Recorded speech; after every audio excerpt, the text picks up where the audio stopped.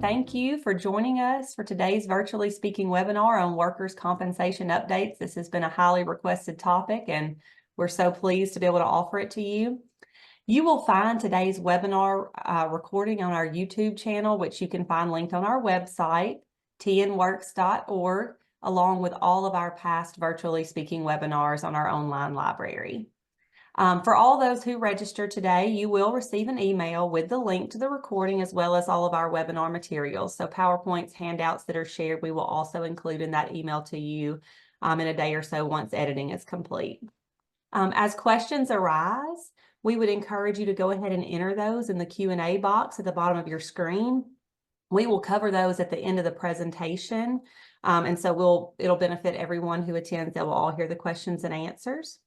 And please follow us on our social media for future topics and events. Our Facebook is American Job Centers of Northwest Tennessee, American Job Centers of Southwest Tennessee, and American Job Centers of Greater Memphis. This is a tri-region effort that covers all of West Tennessee, so all of those workforce boards are participating. Without further ado, I'd like to introduce you to today's panelists. We have Jeff Francis. He serves as the Assistant Administrator for the Tennessee Bureau of Workers' Compensation. He is a native of Middle Tennessee. He received his BBA degree in marketing from Austin Peay University and his master's in labor studies from the University of Massachusetts.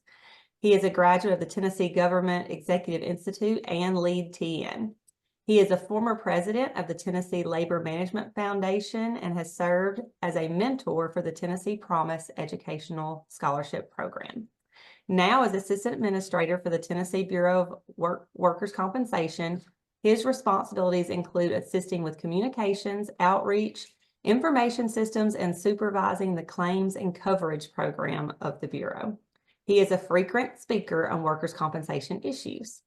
Joining him as our other panelist today is J.V. Thompson, who's an attorney at law. He's a member with Rainey, Kizer, Reviere, and Bell. And having begun his practice in 2003, J.V. practices in the areas of workers' compensation, civil litigation, and insurance defense and employment law. He has served as an employment law practice group leader for the firm, editor of the firm's employment law update newsletter, and has drafted several articles for the firm's employment law update and tort and insurance law update newsletters. JV also has experience in state legislative matters, having served in the clerk's office of the Tennessee House of Representatives and in the office of the Tennessee Speaker of the House. He is active in his local community and his church and has served for several years on the board of directors for the Jackson Downtown Development Corporation and has helped produce several of JDDC's activities for children and families. At Jackson's First United Methodist Church, he served as a youth leader and is the current chairman of the church council. So we are super appreciative to have both of them here with us today. And without, like I said, further ado, we're going to turn it over. We have a lot of material to cover today, a lot of updates to provide. So we're going to turn it over to start with JV. Thank you. Thank you, Ginger. Good morning. I am very excited, very happy to be here. I'm going to see if I can do a screen share. I've got some notes that I want to go over, some topics. Just what I see from the defense attorney's side once we get it and it hits our desk. What would be helpful to us to help employers so that we can be a resource to the employers, and also so that we can help you with unknotting a claim, smoothing out a claim, resolving a claim. That's the main goal, is to make sure that we're able to bring some resolution to both sides on this. So to start off with, you and I think most everybody on here is employer or HR with an employer, safety manager. In that role, y'all are the front line. Y'all are you're the ones that get it first, and you're the ones that are unfortunately tasked with a lot of the investigation and the initial footwork to see what's going on with the claim. Let's sort of start from there. You get a claim in. Somebody comes up and says, hey, I think I've got an issue where I was working and now I feel hurt, or I've got this pull in my back, or my leg doesn't work right. what do you do? First of all, the two main things, that first report of injury and a medical panel on there. Those are the two main things that you've got to get in. That's what the Bureau is looking for. That's what the courts are looking for. It's like, did you file that? Once you got notice that there was some type of work injury claim, even if it's questionable, go ahead and get those in. Offering a panel does not equal acceptance of the claim. Filing a first report of injury does not equal acceptance of the claim. But if you don't do that and the claim persists and the claimant employee pushes it further, everybody's going to ask, why did you not file that first report and give that panel? The medical panels, right off the bat, that's where the employer can maintain control of what's going on with the claim as you're working through your initial investigation on there. It benefits the employer because whatever the panel chosen doctor says about causation, about reasonableness of treatment, there's a presumption that what the authorized panel doctor says is correct. And offering that medical panel just allows you to get that presumption there as well, and allows you to feel comfortable with the doctors that are providing treatment to the claimant on there. That helps you maintain control. Otherwise, who knows? Who knows where they're treating with, what kind of treatment they're needing, what treatment they have been recommended for and may not be getting on there as well. That just adds another level of knots to the whole problem. That allowing that medical panel can go ahead and get that taken care of. In Tennessee, I practice in Tennessee and in Mississippi. In Tennessee, you have that panel of 3 physicians form on there. If the claimant declines that, if the claimant says, no, I don't feel like I need to go to the doctor, or no, I don't want to go to the doctor right now, document that. Get them to say, I decline the panel. Write it in there, sign it, date it down at the very bottom. That way you can show as an employer, you provided that treatment on there. So if they come back later and say, well, no, employer did not provide treatment, and I asked for a doctor and the employer, my supervisor just said, well, no, don't worry about it. You've got that documented as well on there. And that's for panels of physicians, even if it's just the general practice doctors, the walk-in clinics that you feel comfortable with using. If you have that, go ahead and put those in there. If you get up to where you have a specialist, neurosurgeon, orthopedic on there, you're going to have a panel of that.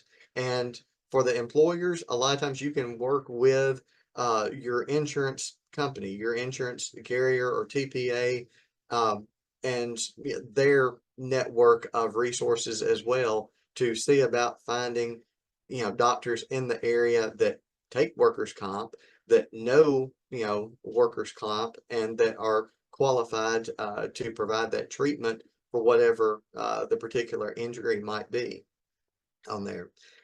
If there is a direct referral to a named specialist, you got to have a panel ready to go with that specialty within 3 business days. Otherwise, whoever that named specialist was, that direct referral, we're stuck with it on there. So it helps to make sure that you have the panels ready to go as much as possible, especially for just general practice, orthopedic, neuro, and you can work with your insurance carrier. A lot of times the insurance claims reps will work with us. Who have you seen that is helpful and useful on there?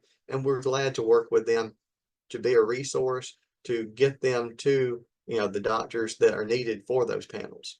Now, once we get the medical panel issue taken care of, get the employee off to whatever treatment they need so that we can get that evaluated appropriately. The next is going to be medical records on there. And you may need to collect post-accident medical records, may also need pre-accident medical records. If there's a question on causation, a question as to how the injury occurred on there. If there's a question as to some pre-existing problem that the employee had, and has the work environment or the work activity aggravated that. That may be where you need those records to be able to flesh out the issue as well. What I suggest using and what I use is two forms for medical records that you can go ahead and ask the employee to sign on the front end. One is the Tennessee Bureau's medical waiver form that covers authorized doctors on the workers' comp claim, on your panel doctors or any other referrals that you've authorized. I used our additional standard HIPAA compliant waiver or medical records authorization because that covers non-authorized doctors. It covers pre-existing medical providers, primary care physicians, primary care providers, pharmacists, any of those medical providers that might have medical information bearing on what conditions, what concerns health-wise that the employee has had either in the past or is having since the injury claim arose on there. A lot of times the HIPAA compliant waiver is a little more general. We've tried to work that out to where it's accepted by most all medical providers, medical clinics around in the West Tennessee area on there, so that we have everything that they are looking for, that they need on their end to release those medical records to us on there. Once you get the records, once you have the employee examined by the panel doctor, if there's still questions as to compensability, as to causation, as to further medical treatment on there, you might also work with your insurance claims rep to say, okay, do we need a causation letter?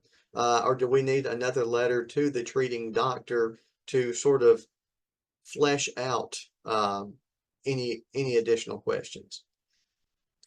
Typically in my role, we would send that out, or the other way that we would get information or questions answered by medical professionals would be to have to go and take a deposition on there. There's a lot more steps involved, a lot more hoops we have to go through for a deposition, especially if it's where the claimant employee doesn't even have an attorney yet. Trying to notice them to a deposition, that just adds another level of anxiety to them that they're not looking for, and it just may cause more stress on the claim overall than what may be needed on there. So the letter, just sending that out and saying, doctor, here's what we've got going on. We've got some additional questions. Can you help us out to a reasonable degree of medical certainty in providing us your opinion on there? Here's our questions that we would like you to address that we don't feel are already addressed in the medical records, the treatment notes, the dictation, whatnot there. Those letters to ask the questions for the doctors, it sort of hones in the issue. It ensures that we've got proper standards being met to make determinations as to compensability, as to treatment that is reasonable and necessary and related to the work injury. It ensures that there's proper treatment and treatment that is related back to the actual work injury, as opposed to some other issues that the claimant may have going on. Also, it makes sure that the doctor has the full story on the claimant's medical condition, just to make sure that the doctor has everything that that is relevant as to the claim and as to the questions being asked. Sometimes you can attach some of the pre-existing medical records, just to make sure that the doctor has that, so that they know what's going on, they know what's out there, that might be bearing from their perspective as to a work injury, and what's the cause of the claimed injury, what's the need for the treatment related to that. So we got the panel, got the medical records. The next is going to be employer records. And I'm going to scroll up here on my screen. Hopefully you can see that in the middle of the screen. You employers out there, you HR folks, you saints in the trenches, because I know you live and die by the paper. Making sure that you have all of the documentation that is needed.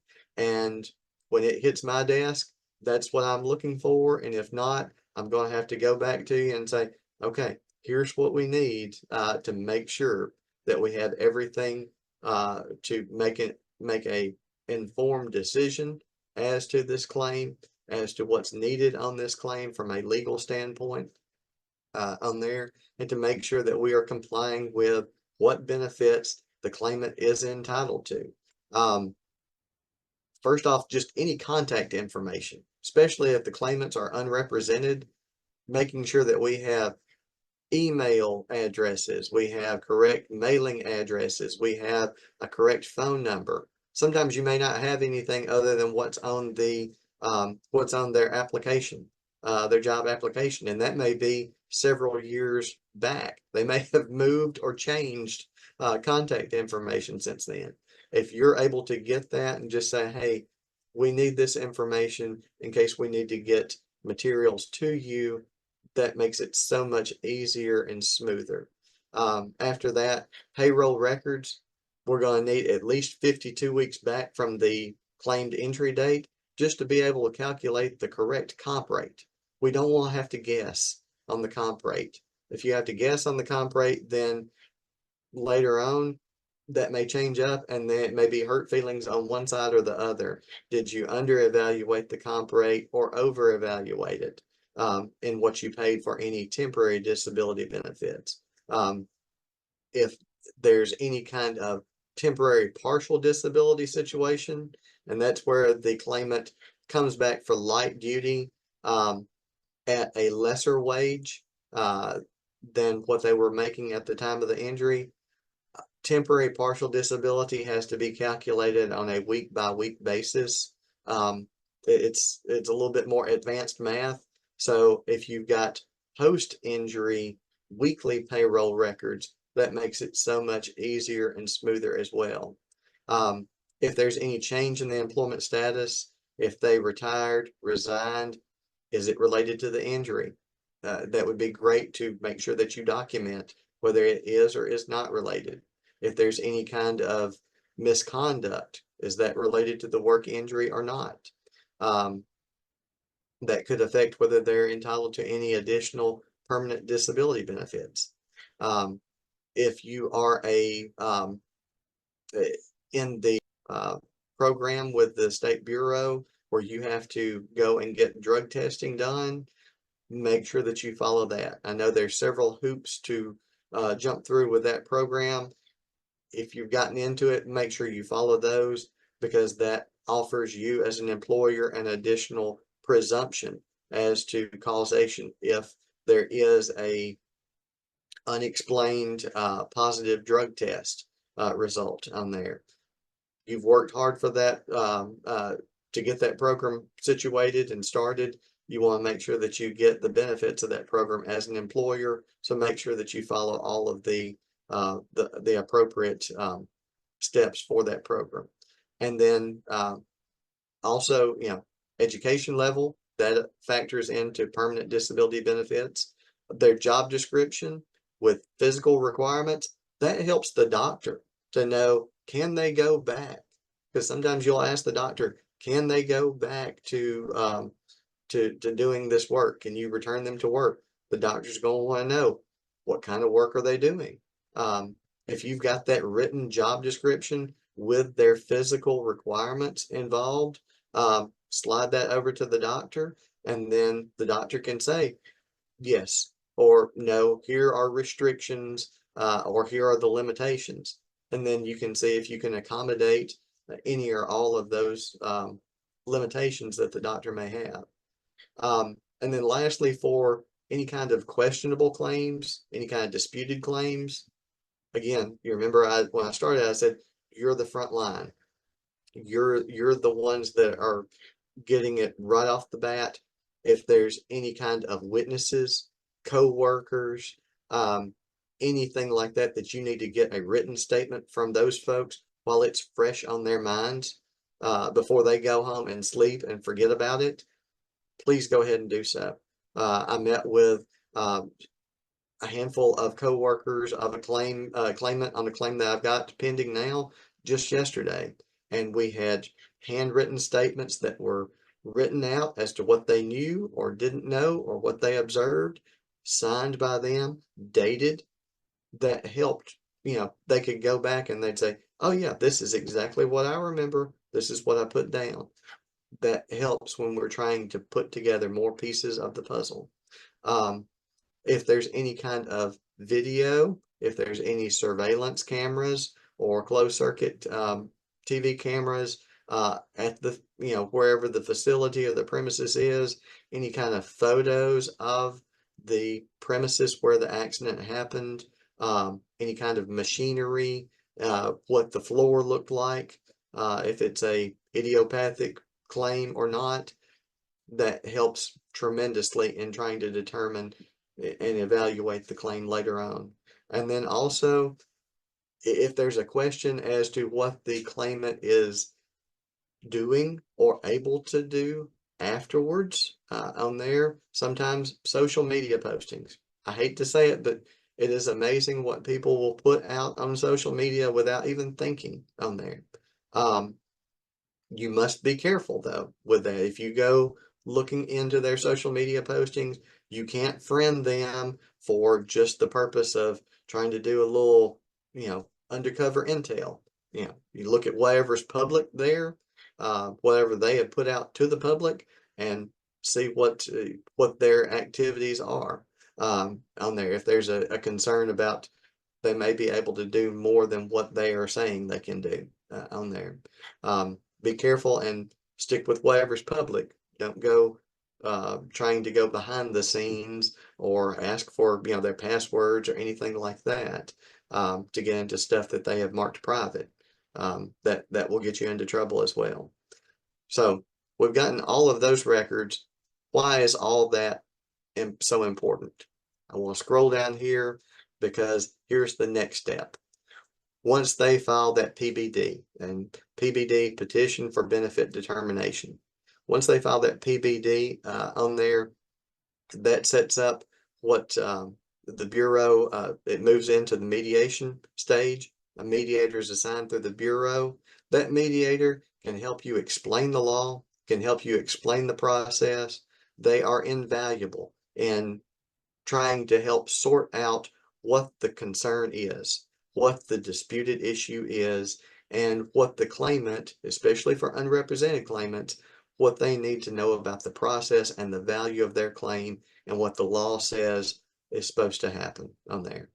But the mediator can't just let that claim linger. They have to move it forward on there. So you as an employer and an HR official, you got to be prepared to have all of the forms, all the medical records, all the position statement, everything supporting the employer's position. You got to be ready to go with that. Typically, the mediators want that within 5 to 10 days. If defense counsel, such as myself, gets involved, you got to be ready to pass that on to defense counsel because the mediator can't stop and delay it unnecessarily on there. I've listed the documents that mediators usually request in the standard form letter. The first report of injury, wage statement. If it's been denied, you got to have a denial notice on file. If there's been some type of change or termination in the benefits, you got to have that on file as well. Again, that physician panel, have you offered a physician panel? If not, why not? Medical records. Do you have a doctor's note? Is there anything in the medicals addressing what's causally related, what's not? Addressing what treatment is needed, addressing what impairment rating there is if you're to that stage, or whether the employee can return to work at any with any restrictions or not, and then any kind of employment records. Now, as far as witness statements, as far as anything that you have collected as part of your internal investigation. Sometimes you may want to sort of hold back on that. That may be something that you have to think about. It's like, okay, is this discoverable at this point or not? Or can you say, we've talked to witnesses, we have statements, they're in our internal records that we are claiming privilege on, but we've got that, we have statements from witnesses either justifying our position or justifying the employer's position, the employee's position on there. Hopefully that helps you have everything together to work through that PBD filing, to find, what's going on. The best strategies that I have listed: get a reasonable position statement together with documented support. That makes it so much easier to get the mediator on board, to understand where the employer is coming from, to understand the employer's concerns and the employer's position, and understand that we're not making this decision lightly or flippantly. We have supporting law, we have supporting facts for our position, for what we're doing. After that, what's the dispute, and how do we get from a dispute to a resolution? Use that mediation stage to your advantage. Use that mediator to your advantage. Help them to help you to work back and forth with the claimant to determine what's going on, what more investigation may be needed, what are best routes to resolving the claim with some type of settlement, or what else is needed to prepare to move it forward on there. Hopefully these tips will help you on the front end to make sure that you've got everything that you need to move smoothly through a claim and to get to the proper resolution of what you need. If you have any questions, feel free to give me a call, let me know, shoot me an email. We'll be glad to work with you. Yes. Well, good morning, everybody.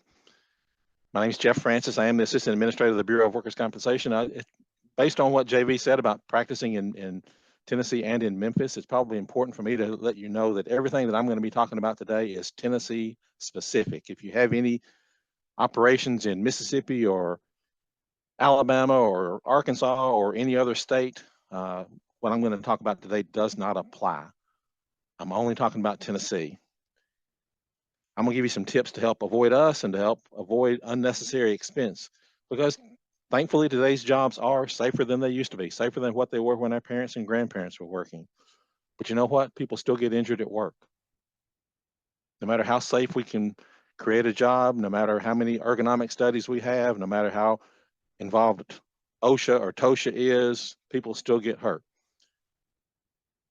I wouldn't ask you to guess a number, but if I did ask you to guess a number, I doubt that many of y'all would guess that we had 90,000 people injured in Tennessee at work last year. 90,000 people injured just in the state of Tennessee just last year. That's more than 240 per day. And remember, there's only 95 counties. So I'm going to introduce you some concepts that I hope will help make your job safer, help you prevent disputes, help you have a smoother workers' comp experience if you have to have one. In Tennessee, employees have a right to certain benefits if they are injured or sickened, and here's the important part, because of their work. Not while they're at work necessarily, it's because of their work, meaning that work has to be the cause of that. You heard JV mention about getting a causation letter from a doctor. Somebody might get injured while they're at work and work not have anything to do with it. It might just have happened while they were there. You heard JV mention an idiopathic injury. That's a good example of something. You might be walking down the hallway and your knee suddenly give out, and it happened while you're at work, but work didn't cause it. So simply because it happened at work does not make it worker comp or work related. But we as employees have a right to report that injury if we as an employee believe, suspect, think that work might have caused it. We don't have to know that. Most of your employees, probably all of your employees, are lay people. They're not specifically trained doctors. They're not MDs. They're not DOs. They don't know whether work caused it. They just know it happened at work, and they think work is the cause of it. But thinking about it is not enough to secure benefits. They do have to prove it. The burden of proof is on the employee to prove that work caused their injury. You as an employee have a right to have me as you as the employer have the right to have me as the employee report that to you immediately. You as an employer have the right to have me report my injury to you immediately. But what does immediately mean? Probably not what you think. Immediately doesn't mean right now. Immediately means at least 15 days. I have at least 15 days from the time that I got injured or think I got injured to report it to you. And it's 15 days from when I knew or should have known. What does should have known mean? Sometimes people don't realize they're injured until long after the fact. It may be even after they're retired in some instances. They may not know that until a doctor diagnoses it. So I encourage you to go back and check your company handbook. If you have a policy in your company handbook that says an employee must report their injury to you sooner than 15 days, it's illegal on its face. An employee will have at least 15 days to report an injury to you. I want them to report it as soon as possible. I want you to encourage them to report it as soon as possible, but realize they have 15 days. And like JV said, you must accept any notice, not the ones that you like, not the ones that you saw, not the ones that you trust. You have a responsibility to accept any notice of injury. And that only protects your rights. And not only must you accept that notice of injury, you must report that to your insurance adjuster. And while I have 15 days to tell you I got hurt, you have 1 day to tell your insurance adjuster. You must tell your insurance adjuster within 1 day of me, the employee, reporting it to you. And like JV said, this does not mean you've accepted the claim. This is not going to drive up your rates. This is going to protect your rights. I am helping you to protect your rights. So what should you do once they report that injury? Allow them to go to the doctor. Like JV said, you need somebody to determine whether work caused it or not. And that person is going to be a doctor. And again, allowing them to go to the doctor protects your rights. How do you provide that? On this panel that JV mentioned. JV mentioned the physician's panel. This is the panel. Do not have a panel posted in your break room wall. The panel should be specific to the person, specific to the injury, because it has to have at least 3 physicians. You can use walk-in clinics. Walk-in clinics are often available after hours. They're available on weekends. They're available without appointments. So you can usually see somebody today. But walk-in clinics are usually manned by mid-levels, by nurse practitioners or physician's assistants. But under Tennessee Department of Health requirements, all of those mid-levels are supervised by an MD.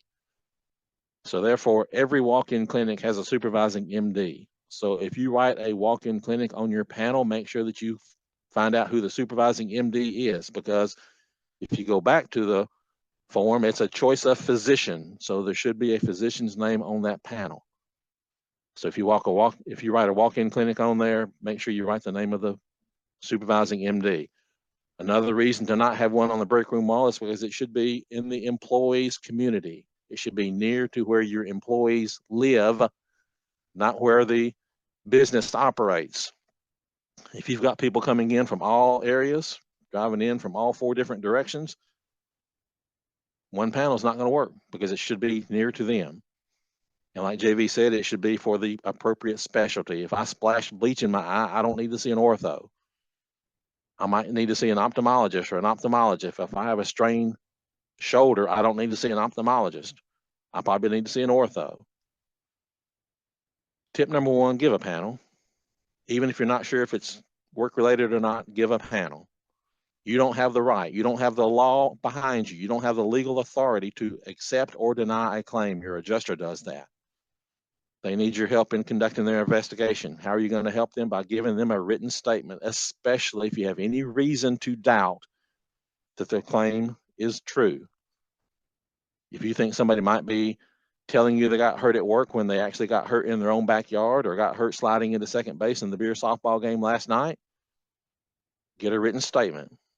Because if I'm lying to you, the statement I give you will be different than the statement that I give to the treating doctor when I see the treating doctor, and it'll be different than the statement that I give to the insurance adjuster when they contact me, because they have to contact me within 3 days. And that's how you build your case to deny a claim, is by you're proving the guy is lying. What else should an employer do? Get workers' compensation coverage. Probably everybody on this call, everybody in this webinar has coverage already. But I doubt that many of you, and I would dare to say probably none of you, have this notice posted. The law requires you to have this notice posted. The law requires you to have this notice posted. You heard JV talk about me, the injured worker, giving you notice of my injury. That's one element of notice. You know what? This is a second element of notice. This requires you, the employer, to tell me, the employee, who do I tell if I get hurt at work? That's for you to decide. Who do you want me, your employee, to tell if I get hurt at work? Put it on this form. If you operate 24-hour shifts, if you work, all 3 shifts of the day, you might have more than one person. If I work on the first shift, I might tell one person. If I work on the third shift, it might be somebody else. If you have a large campus with multiple buildings on your campus, if I work in one building, it might be different who I report to than in another building. Just tell your employees who they tell. The next tip is, when they tell you they got hurt at work, they're going to have questions. They need some advice. They don't know who pays benefits. They think we do. We don't. They don't know why they don't get to go to their own doctor. They don't know what benefits they're entitled to. Do I get my paycheck? How much do I get? When do I get it? Is it the full paycheck? They have questions. This form that I'm showing now is on our website. It's called A Beginner's Guide to Tennessee Workers' Comp. It might offer you some advice. It might not answer some of the questions you have. It will certainly answer the questions that an injured worker will have. If they come to you for advice, you'd probably rather they did that than call that lawyer that advertises on TV. Give them some advice. It will it will introduce them to our ombudsman program. Our ombudsman program is simply there to answer questions, help them navigate this difficult system, tell them what forms are needed, what to expect. It's just going to be there. We don't take sides. We're not going to side with the employee. We're not going to side with the employer. We're only going to provide advice, provide assistance. JV mentioned the drug-free workplace program. Do you have a drug-free workplace policy at your work site? I hope that you do. If you do, it probably has these elements. You have it because you want to promote a drug-free workplace. You want to discourage anybody from coming in drunk or high, or getting drunk or high while they're at work. And if they choose to violate your policy, you probably have some discipline in there that says, we're going to discipline you up to and including discharge. I bet everybody that has a drug-free policy has these elements in it. That's great. If you don't have a drug-free policy, I encourage you to have a drug-free policy, because if you don't, and I'm a drug abuser, guess what? I'm coming to work for you, because you don't even have a policy. But if you do have a policy, that's just a good first step. That's just a good first step, because I'm going to show you a shocking video. There's no audio to this video, so don't think that you're missing out on the sound. There's no audio, and it's only going to last 10 or 15 seconds. It's a very, very short video, but it is shocking. It's scary.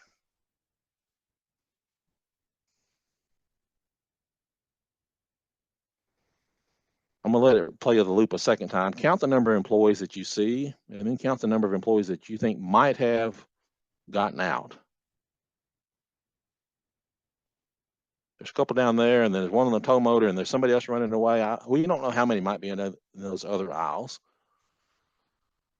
Let's assume that that employee worked for you. Let's assume that that employee drank a beer or two during his lunch, and this was after lunch, and he came in and did that after he drank a couple of beers. Let's assume that you have a drug-free policy. Let's assume your drug-free policy says we do post-accident drug testing. So you have him pee in a cup, he pees in a cup, and it popped positive because I just told you he drank a couple of beers.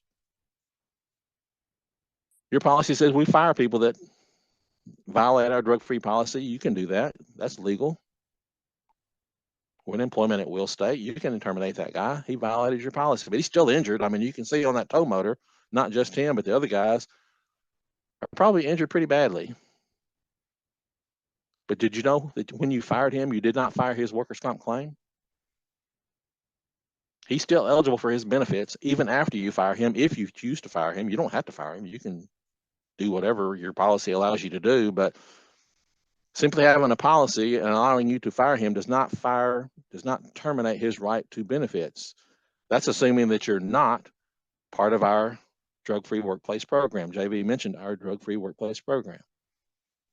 Because you have to prove, not him, you, the employer, has to prove before you can deny his claim that whatever he drank or ingested or smoked or inhaled or whatever caused him to wreck. You have to prove that. And the way that you prove that is by proving that he was legally intoxicated. Not that it was in his system, not that it was violated your policy. You have to prove that he was intoxicated. For alcohol, there's a legal standard for intoxication. It's 0.08. For most people, it's 0.08. 2 beers probably is not going to get him to 0.08. So he's probably not legally intoxicated. If he smoked a doobie instead, there is no legal standard. There's no defined legal standard for what is an intoxication by marijuana, cocaine. So it's even harder to prove that somebody's intoxicated. So if you want to shift that presumption so that you don't have to prove, but that guy that got hurt has to prove that even though he drank those 2 beers, it wasn't his fault. He got injured and it wasn't his fault, even though he drank 2 beers. The only way to do that is by joining our drug-free workplace program, because then you can shift that burden of proof to the employee. Joining is free. There's no cost to join. There are costs associated with joining because you have to do drug tests. You have to do pre-employment drug testing. You have to do post-accident drug testing. You can do random drug testing. You don't have to, but you can if you want to. Get you a 5% premium credit if you join, so it saves you money in that. And if you were able to deny that hefty claim that I just showed you because of your drug-free workplace policy, you probably save enough money on that one claim to do all that training that's required. Because you have to train employees, you have to train supervisors about your policy and about the consequences of using drugs. But when you fire that guy, he's going to go out and seek unemployment. You can deny unemployment too if you're part of our program. We, the Bureau, are here to help. This is our website. It's a fairly lengthy top to bottom website. That's the top half. Here's the bottom half. Again, that's the top half. Here's the bottom half. The forms that I showed you, here's a link to them. Any form, that posting notice, the medical panel, other forms that we require are there. That beginner's guide that I showed you just a moment ago is right here. There's a whole column of information for employers, questions that you might have. There's a whole column of information for your employees. Direct them to our website. It's easy to remember. tn.gov/workerscomp. tn.gov/workerscomp. That'll take you to this webpage. Workers' comp is about treating people fairly. If you don't treat them fairly, they're going to look for advice, and it may very well be from a coworker, it may very well be from somebody that doesn't know, or it may be that lawyer. If they lawyer up, you're going to lawyer up. And JV would tell you himself, lawyers aren't cheap. Save them for those messy claims. There are some claims that lawyers are needed. There are some times that they're involved that they're not needed, that it could have been handled without their involvement. Do the right thing. Do the right thing. Because one of the problems with workers' compensation is our name. There's been workers' comp in Tennessee for over 100 years. It first came into existence in 1919. And we've been doomed from the start simply because of what they called us. They called us workers' compensation. When I utter those 2 words, workers' compensation, which word rings in people's ears? It's compensation, right? Because compensation means money. What if they had called it 100 years ago workers' recovery rather than workers' compensation? If it had always been known as workers' recovery, we would all have a different expectation of what is going to happen to me if I get hurt at work. It can be workers' recovery at your work site if you'll do the right thing. Make your program a workers' recovery program, even if everybody else calls it workers' compensation. Go back to Sunday school, go back to vacation Bible school, go back to kindergarten, wherever it was that you learned about the golden rule. Help these people that get hurt at work. Make appointments for them. Let them know that you care about them. Check up on them. Are they getting their benefits on time? Send them a get well card. You can buy a lot of good grace by sending somebody a get well card. That's me. That's my contact information. If you have questions in the future, feel free to reach out to me. Call me, email me. If anybody wants a copy of this or any other presentation, if you want me to speak to y'all's group anywhere, just let me know. With that, I'm going to turn it back over to y'all. I think we may have time for some Q&A, and I appreciate the invitation. I'm going to stop sharing my screen. Thank you, Jeff and JV both. We do actually have quite a few questions in the Q&A box, and since we have about 10 minutes left, we're just going to hop right into those, and I'm just going to read them out to you, and then either of you can take the answer, okay? Where can we get copies of the required notices that must be posted for employees? It is on our website under the forms link. Just type in posting notice or posting and it'll pop up. English, Spanish, and Korean. Okay. If the employee submits an injury outside the 15-day window, we are still required to initiate a claim with workers' comp insurance and provide a penalty to the employee. That's a question. Are they still required if it's outside the 15-day window? Yes, yes. The notice requirement is 15 days.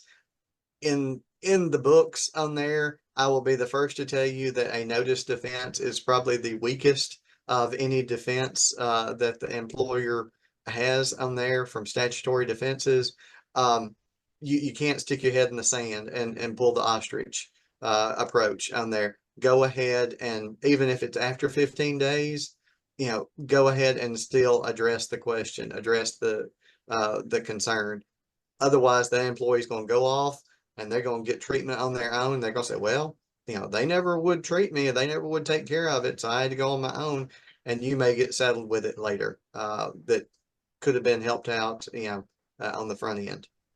That's why I love JV, because he's an ethical attorney. He might be representing your side, and I would hear that exact question asked to other defense attorneys who would say, nope, don't give him a panel. 15 days, it's too late. So I love the fact that he's giving you good advice to protect your rights. What if the injured employee refuses to sign off for the refusal of treatment on the offer of the initial doctor's panel? What do you need to do if they refuse to sign off on their refusal? You just have to document it as best you can. Even if that is saying on the, if you can show that you sent all of that packet of information. Now, a lot of times that's what they'll, employers or insurance claims reps, that's what they'll do. They'll send the whole packet along with the beginner's guide that Jeff talked about that needs to go out to them. Just an overall cover letter saying, hey, I'm the person that, is going to be helping you out with this. Here's the forms that we need you to sign off on, and here's the reason why. If they don't return it, at least you've got that cover letter showing that you went that step and you took that step to get that to them and to provide that to them. If they don't send it back to you or they won't sign it, mark it on there, given to employee on X date, employee refused to sign, here's my name and date on there. Okay. This employer says, we accompany the injured person to all doctor appointments to ensure treatment of only the injury. Is this still an acceptable practice? As far as I know, yes. I know several folks do that. I think it's good practice. Like Jeff said, you're getting some goodwill in there. You're showing them that you are invested in them. You're concerned about them. You're not just sort of casting them aside on there. Go ahead and do that. Now, I know from practice with case managers, if the employee asks you during the physical examination portion to step outside, you have to honor and abide by that on there. So you may have to step outside while they're doing the actual physical examination, but you're at least going with them, taking them to the doctor, making sure they get to the doctor, and then saying, here's what injury they reported. And let me give just a couple of cautionary tips for you. One would be I think going with them is a gesture of goodwill if that's your intent. If your intent is to go down there because I don't believe this guy and they're going to feel that, they're going to know that. So if your intent is to exhibit goodwill, by all means do it. The other thing of caution would be don't think you have the right to put them in a car and say, we're going to this doctor. Remember, they still have the choice of doctor. So don't load them in your car and say, I'm going to take you to this doctor without giving them a choice. And this was for JV. It says, can we print this off for reference? And that's regarding your handout, which we will send out to all registered attendees. But the second part of the question is, are you saying that no matter how small the injury, the individual needs to be seen by a doctor and have that recorded? Our No, rules do not require that. If it's a paper cut or something can be treated by minor first aid, there's no requirement to provide them a panel or to report it. If you have doubt, I would report, because like JV said, it doesn't mean it's a compensable claim. It doesn't mean that you've accepted it. It just protects your right by reporting. right. And like Jeff said, if it's something small and minor, yeah, a paper cut, something that you can handle with a first aid kit there, that's fine. Now, if they say, hey, I feel like I need to go see a doctor, you need to, take note of that. And if they're telling you, because Jeff, I believe that's sort of the trigger in the rules and regs.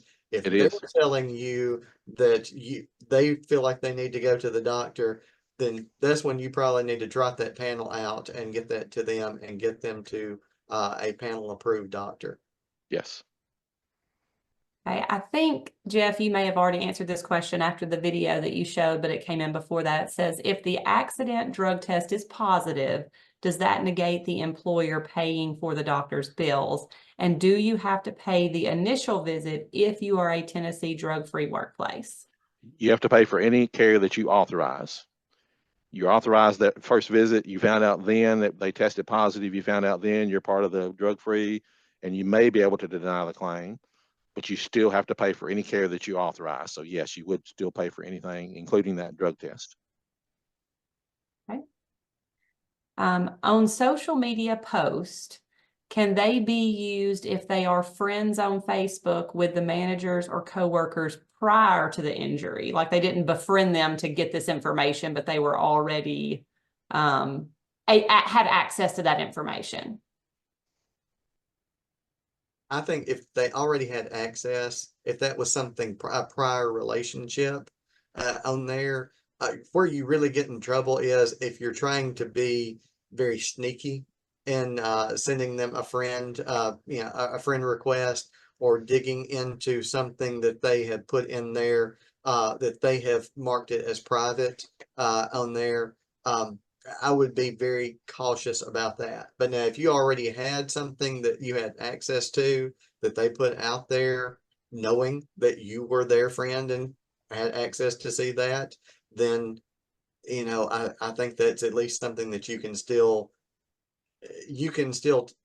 take into consideration. That may not be, they might not answer the complete question. So don't feel like you can just sort of hang your whole case on that. But it may be something that factors into your evaluation of the claim. If the claim goes to mediation, must the employer be represented by legal counsel, or may they represent themselves? If it's a corporation, well, if it's a corporation, some type of corporate entity, I think they're going to have to be, because there's no person. I think they're going to have to be represented. Now, as Jeff was saying, if you are an employer and you have 5 or more employees, including yourself, if you're paying yourself, get you some workers' comp insurance on there. Do not leave yourself with your pants down on, temporary disability benefits, medical benefits, because that medical's for the rest of their lifetime. Make sure that you are covered there. And then usually the workers' comp insurance company will take care of getting you legal counsel for your claim. to defend that claim on there if that's needed. If your insurance company is handling all of the claim process, is there anything else we need to submit to the state of Tennessee outside of our annual OSHA filing of the incident?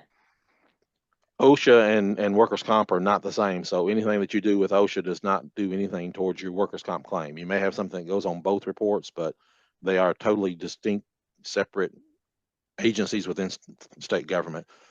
The employer is not really going to submit anything to us. They're going to submit it to the insurance adjuster, who is going to submit the first report of injury to us. So the employer is not going to submit anything directly to us. And part of that's because it has to be submitted by the EDI, Electronic. electronic data interface program. Yes. So employers wouldn't, it's not where you can just sort of mail it in or fax it in anyway. Yeah, we don't want 90,000 pieces of paper on a first report. So Here's one regarding minors in the workplace. Are employees under 18 allowed to fill out documents, or does a parent need to be involved? I know no rule that requires that. I don't know that it's considered a binding contract. JB, the attorney, can probably answer that, but I think a 16-year-old that got injured at work could sign off on their own panel. I would think so too. If there's a question, it probably doesn't hurt to get the parent involved as well, especially if you're dealing with a minor. That's, an ounce of prevention, is better than a pound of cure.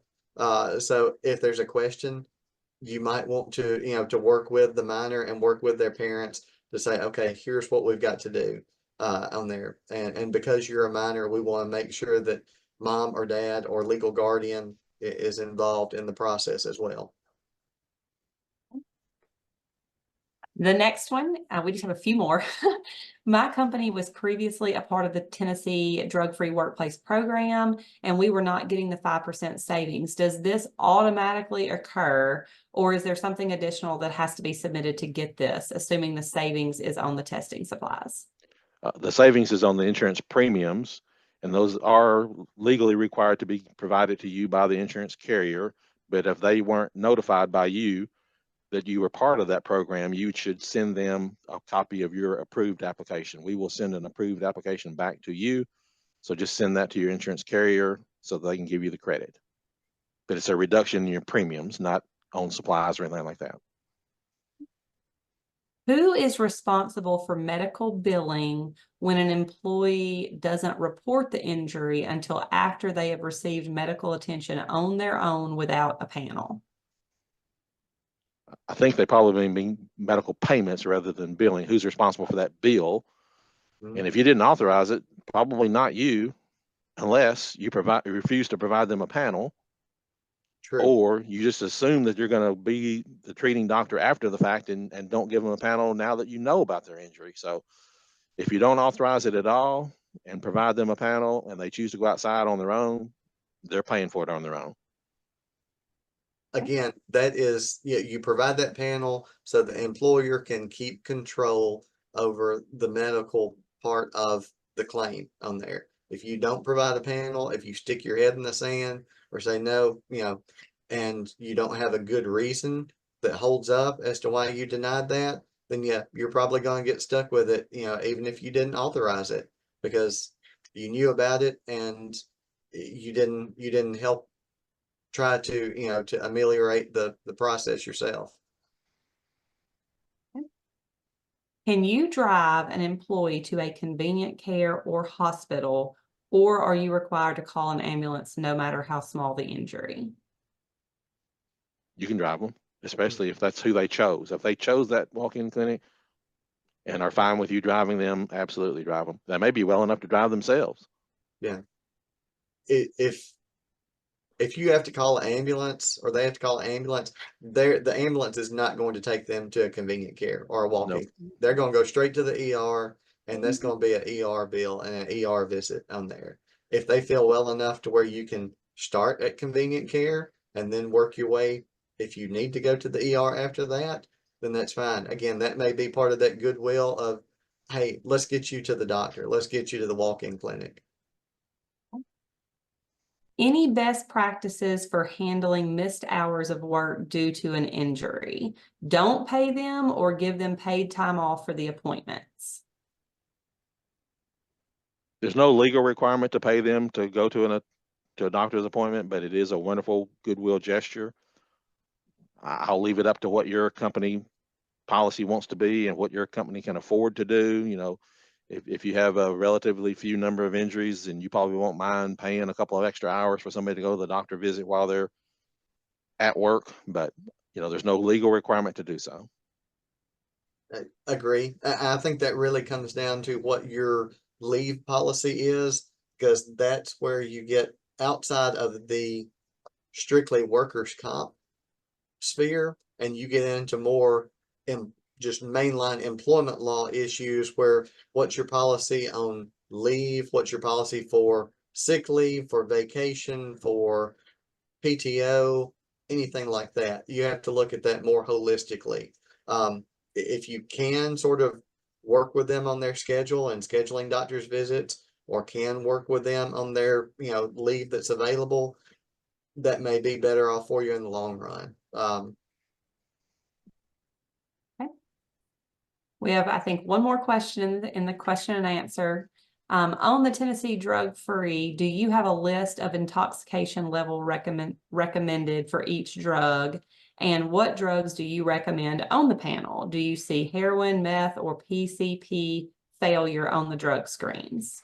We do have both a list of required drugs to test for and a required level of intoxication to achieve that presumption, and it's on our website. Again, if you go to tn.gov/workers comp, look under the column for employers, you'll see a drug-free workplace program link. If you'll click that link, then it'll take you to all this information.